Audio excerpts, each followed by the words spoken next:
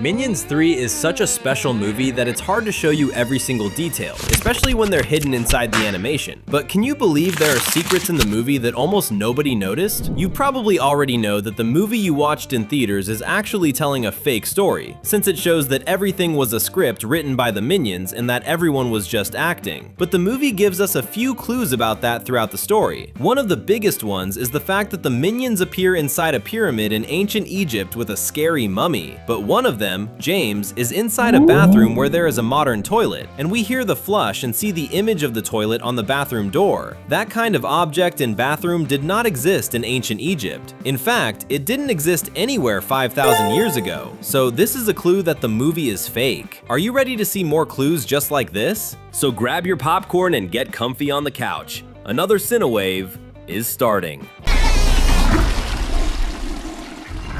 Another clue that the movie is completely fake and that it's trying to trick you happens right in that scene where the Minions are walking around the world until they find a deserted land and decide to spend the night there. The next morning, they wake up and see that an outlaw cowboy has just robbed a bank and is riding his horse toward a train. That place turns out to be a movie set, which means, how did the Minions end up inside a studio if they were walking around the world looking for a master? See what I mean? It was all a lie from the very beginning.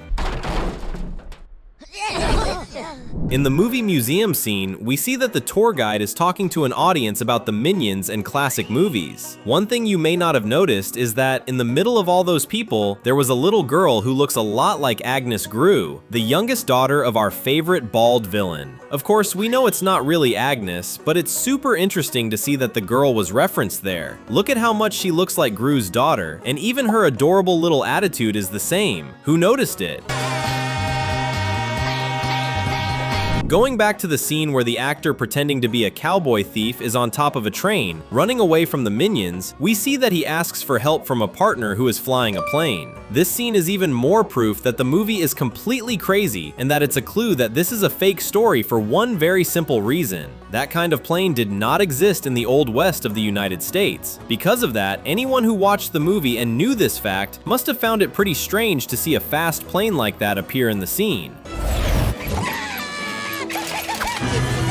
Going back to the scene with the tour guide at the movie museum, when she shows a statue of Keanu Reeves in honor of the movie The Matrix, we get a very interesting detail. The woman makes a tiger growl at Keanu's image, and this is a funny joke for the adults who watch the movie. It means she thinks the actor is an attractive man. Would she like to give the heartthrob a kiss? Definitely yes. Still in the museum scene, there is a moment where the creator of the Star Wars franchise, director George Lucas, appears in the movie, but there is another important detail in this scene. Apparently, George Lucas has been kidnapped and is trapped in that section of the museum. The secret clue in this scene appears when George asks the tour guide for the phone. She refuses to give him the phone, saying he is going to ask for help again, and this is a reference to one of the most important moments in the Star Wars movie, when Princess Leia makes a call and asks to be rescued by the Jedi Knights. Only real nerds understood this joke. And what makes this appearance by director George Lucas even funnier is that in the scene, he is wearing a plaid shirt. Anyone who is not very connected to the world of cinema may not have noticed, but in real life, George Lucas has a habit of wearing shirts with this kind of pattern. It's a very fun detail because it shows that the animators were careful enough to notice even the director's clothing style and include it as an Easter egg in the movie. Another super funny detail in the movie shows an elderly man sitting in an electric wheelchair. In a very quick moment, he moves in front of a baby who has a very special hairstyle that looks a lot like Mickey Mouse's ears. When he gets in front of the child, it ends up looking like the old man has mouse ears just like Mickey. This is funny because it seems to be a reference to Disney since, in case you didn't know, Disney is an old company, 100 years old. Was this some kind of little jab from Illumination against Mickey's studio? What do you think? Do you prefer Disney, DreamWorks, or Illumination movies? Comment the hashtag cinema so we can get to know each other. Did you notice that the museum tour guide keeps playing with a balloon shaped like planet Earth? This is a clue to the movie The Great Dictator by actor and comedian Charlie Chaplin, which was one of his biggest hits. That movie was was one of the biggest classics in world cinema, and without a doubt, very few people realized that it was a super important reference. Now, did you notice the Moana reference? Yes, this moment happened and very few people noticed it. Even we here on the channel didn't catch it right away, but it is definitely there. In the scene where the minions are on their boat, there are some coconuts in the background, and they are painted with funny faces. It's almost impossible to look at that and not see the Kakamora, those crazy pirates from the world of Moana. You probably noticed that some maps appear on the screen while the minions are traveling around the world and looking for a dark master to serve. If you pay close attention, you'll notice that the map is written in the minions' language. There are words like Mare de Tu, Madi Gru Oceanus, Mera Babubu, Puka Pukave, and several others that are in the minions' language. And this was the first time we saw their language written in a movie. Pretty cool, right? Did you notice that the Cyclops probably sees the minions as his own babies? Don't know what we're talking about? It's really easy to notice. The Cyclops is not a very smart monster, just like the minions, who are pretty crazy and not very clever. And some of them have only one eye. That's super interesting, don't you agree? The Cyclops probably looks at the minions and thinks they are the same species as him. And this is a very hidden detail that very few people noticed. Going back to the minions on the boat, did you notice that James has paint on his fingers? This happens because he spends most of the movie painting drawings and pictures of his movies. This detail is super cool because it shows a lot of his personality, which is different from his brothers. Some people think all the minions are the same, but they're not. When the movie director friend talks about the Oscar with James, it is one of the clues that this animation is one big lie, because during the time when the movie takes place, which is the year 1926, the most important award show in movie history did not exist yet. Did you notice this hidden detail?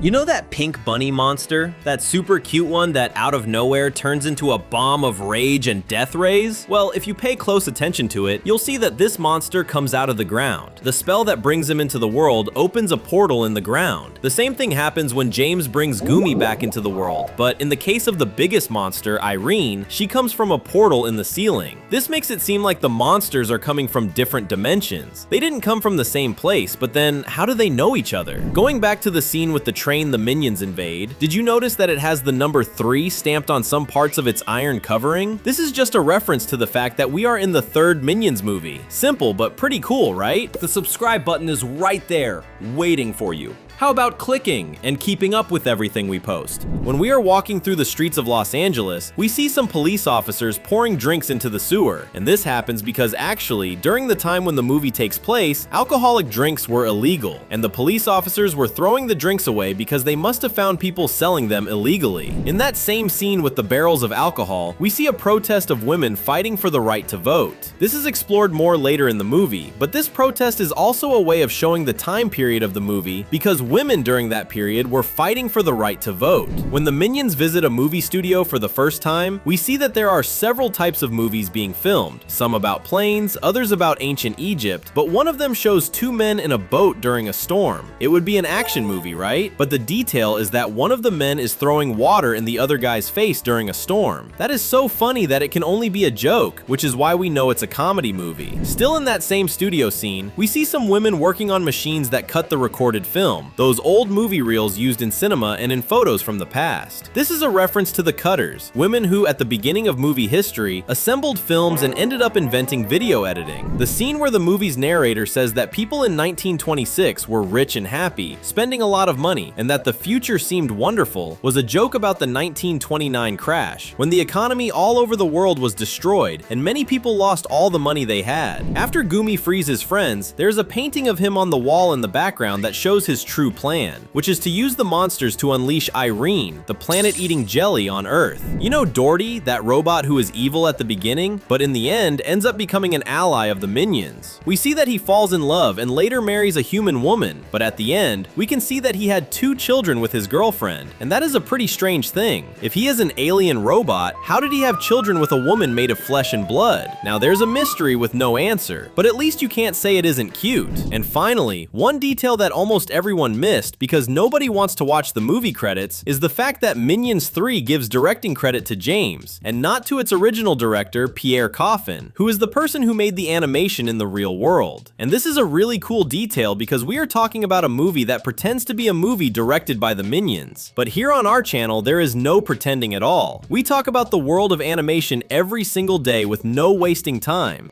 The fun doesn't stop here. There are 2 amazing videos waiting for you on the screen. Thanks for watching, and see you next time.